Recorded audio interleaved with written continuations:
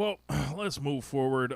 This week featured some more uh, drama for WWE that was promptly swept under the rug by the timeline and everything. But when I saw this, I was like, "Wow, I'm gonna have to wait all the way until Monday to talk about this." So I went in a couple forums, started unloading, the takes a little bit, and but yeah, if you guys hadn't heard, Vince McMahon and WWE are being sued by an ex-writer over the racist scripts that are racist language stuff that happened during meetings. So here's a story right here. So uh, this writer, she's a black female writer. Her name is Brittany Abrahams. She objected to offensively racist and stereotypical jargon used in the scripts of black wrestlers Bianca Belair and Apollo Crews. Um, she complained multiple times, and those complaints were ignored. And she was terminated for taking home a WrestleMania branded chair, according to the complaint. As you guys know, Vince reinstated himself to the board in January, and he's still dealing with the litigation with the rape and sexual assault cases from employees. In And which he spent company funds to subsidize this stuff. Meanwhile, someone gets fired over a chair, apparently. unbelievable. Right. WWE just merged with UFC and sold to Endeavor and all that. And Abraham, she'd been writing for WWE since 2020, working on Raw and SmackDown. She then complained about the racial and gender stereotypes in scripts, including ones instructing Bianca Belair to say, don't make me take off my earrings and beat your ass," which apparently was something Bianca vehemently rejected. Kept seeing it pop up in the script time and time again. Asked why this line that she does not want to say because it makes her sound ghetto in her opinion. It was repeatedly ending up in there. So like she's kind of caught in all this. And the whole thing with Apollo Crews, the Nigerian stuff, we talked about it at the time. He had to speak with the stereotypical and exaggerated Nigerian accent. WWE, of course, has not responded They to. had him come out with a ceremonial spear. They had a Nigerian drum fight, whatever the fuck that is. There were more things such as like Stephanie McMahon was named in a lawsuit. They had another thing where they had Reggie, and they had suggested that he dress in drag and have Shane Thorne hunt him weekly. It would be like a running gag. Another occasion, a writer allegedly proposed that No, hold on, you didn't finish the full story of that. Like he was supposed to hold Reggie captive, and then Reggie would escape and run away on some type of like regular basis, like weekly or bi-weekly. yeah. And then like there was supposed to be a Muslim wrestler's secret that they were behind the 9/11 attacks, and this could have been Mustafa Ali. If you guys remember, there was some, I remember one time he spoke about something being so bad that he would never reveal it. That was pitched to him, he turned down. I'm not saying that this is the key. This is him or anything. But what I'm saying is connect the dots here, people. Let's use our brains. Like, and then the whole thing is like people say, some of the people have responded. They were like, wacky things are said in the writers' room all the time. That was whatever excuse they're trying to make for it. But Yeah, I saw some of the stuff that people say, and I was like, yeah, that sounds a lot like locker room talk. Like that excuse is like, yeah, sometimes people, get out of pocket with it, and then we bring people in. It's like, how we just don't get out of pocket because it's a fucking workspace, it's a professional workspace. these are all the things that we talk about with language and the portrayal of black people. And if we just think about it just from a watching the show perspective, and a lot of this comes down to the writing team feeling like they don't know how to write for Bianca Belair, right? Yep. And just from a watching the show standpoint, I've said they don't know how to write for Bianca Belair because they do nothing interesting with her. And this is an eye-opening thing that seems to be related to this, because if your only idea is to slip this kind of jargon in her language and everything like that, like, you want to present her a certain way, that is being pushed back on, because when I look at Bianca Belair, I see the all-American, woman, and everyone does not see that, apparently. And this is the culture that, and Dave Schilling talked about it, that came out. It was a writer there, saying, it's Vince, it's Michael Hayes, it's Pritchard, it's all the old guard. I would say, hey, this lawsuit seems like it's a lot more than that. Like, this thing's kind of culturally baked in there. Of course, racial stereotypes in pro wrestling. There's no I feel like, in the court, if we were trying to prove racism about WWE, it would be as easy as proving the sky color. But this whole thing I feel like it should be a smoking gun sounding alarm moment, especially as it relates to Bianca Belair in her presentation, because it's amazing the level of silence that I saw on the timeline. That, people that have so much to say in other situations that oddly couldn't find the words, stuttering like the Dutta Man from New Jack City. Yeah, so tucking their tails, running. So I had one specific thought was the Fast Nationals dude. Like, where was he?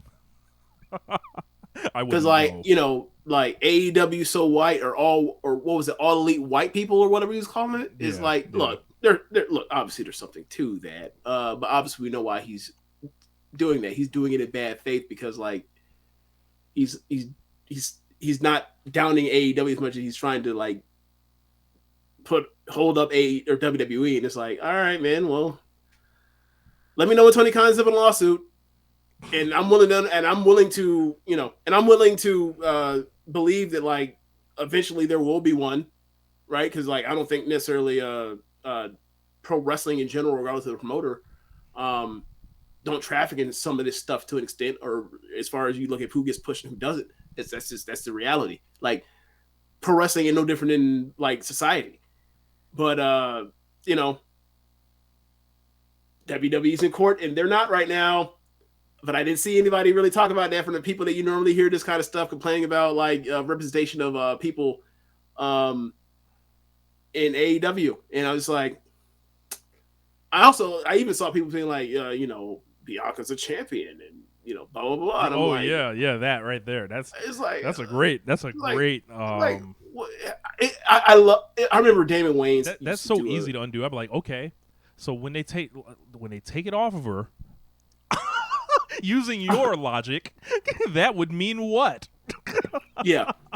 But I was thinking more along the lines of the old Damon Wayans stand-up spot where he talked about he loves when these reporters walk up on these athletes and ask them crazy shit. He's like, so David, you just got your new contract. I'm not going to get into it. $40 million. What are your thoughts on racism in America? and then Damon Wayans is joke nah, sir, ain't no racism I be seeing. So it's one of those. It's look, man, somebody went to a rich ass neighborhood in LA, a notoriously famous one as well, and wrote nigga on LeBron James's house. You know what I'm saying? It's this dude is now a billionaire. This shit, this success and wealth don't hide you from or insulate you from all of this shit that people will like to think it does. It doesn't. So yeah, just because someone's successful does not mean they not run to that shit. Just same thing for successful women in the workplace. It's a mess. And I don't think there's some solvable situation for this, but I'm just saying like, hey, let's be empathetic to the people that have to suffer through this stuff, and hope that like these places actually eventually over time learn to embrace them and better themselves and be inclusive and follow the talk they put out as far as they want these places to be inclusive. Because that's the thing, all these places want to say they want to do the hard work and all that kind of stuff. These places don't, or these places genuinely have a misunderstanding of what actual hard work is. And sometimes it's not even the company, I think, but we know what people in their regular lives bring to companies that shape the culture. So like, right. If it's this writer, head writer or whoever it is that can't shut the hell up about it and keeps continuously making these comments, and according to that story, like, he's doing a lot of the gaslight stuff, like, he was like, oh, so you're the lead writer now, and then every time he would start talking, he would, refer to the young lady and then be like, oh, we got to run it by her. She's the lead writer now, and like all this stuff. And that makes people shut down, not engage, not even want to talk, and ultimately dread showing up to work.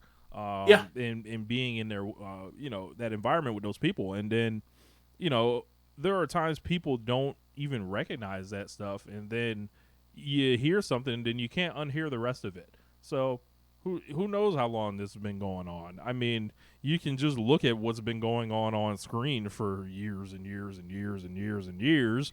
Yeah, it ain't hard to tell. Like, ain't hard to figure. Like, in like not even just the covert ways, but in the overt ways. Like, this is a check. Jeremy Div's about to cut a check. Like, this is like she's like I don't know how you could argue against this. Like, right. Like, I don't know what you're talking about. All right, well then, how about we go on YouTube and find Michael Cole calling Mark Henry the silverback of the WWE? How about we pull up Vince McMahon in a do-rag saying, "What's up, my nigga, the Booker T"? How about we pull up Prime Time with Wise? Yeah, man. This should really be, WWE doesn't like to go to court. I feel like, I believe the young lady wants her job back. I'm not sure. Not sure. So it's like a Brian Flores situation. Yeah. I'm not sure, but she did come prepared. She has the Johnny Cochran firm representing her. So, yeah, like it's not a game. Like, this is not some lightweight thing that's going on here. And ultimately, I saw this get passed over, and people keeping their back straight.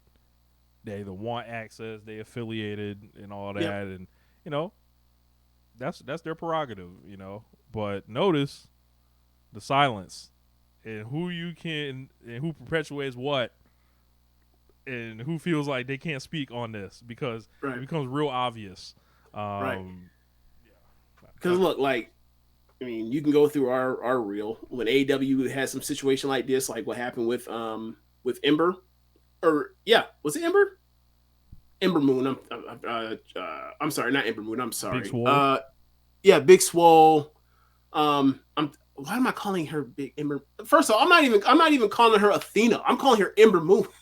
This man all the way. This right. Somewhere like else. I'm doing the thing they say. Oh, black. I don't look like whatever. With Swole, because I almost called her Ariel Monroe, and I was like, nah, that's her NXT shit. So with Swole, it's like when that happened, we did a segment on that and said a lot of the same things you're saying right now. So, like, trust me, if for those that think we're like some pro AEW, nut hugger type of situation, like, look, Tony Khan fucks up, we talk about it too. We don't hide. And I don't know why these people, like, because honestly, I think it only comes down because we're working with faith here when it comes to all this shit. A lot of people, you can see they don't. So that's why the people that if they had said if they had three other three letters, it would have been totally different. It would have been letting it fly, uninhibited. Good God. Comes out that they was telling Jade Cargill she need to speak. Oh my God, I don't even want to know what happened there. Well, here's my question, right? Who told Brandy to come out there and do the open mic night line? Well, who came up with that bar? We will never know. Because look, that's exactly what the shit that Bianca's talking about. Like when that one comes out, I was like, all right, I don't want to do that. This is absurd. Get out of here. Yeah, that's a great question.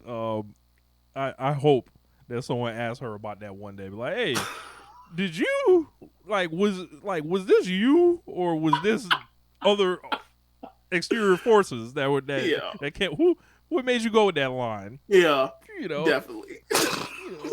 Oh yeah, Sheamus Nova. Never forget what ACH had to go through. Correct. They made they gave him a nigga shirt. Yes. Yes, in the words of Tanya. Yeah. Shout out to Tanya. This man a nigga shirt. Is that still your thing on Messenger?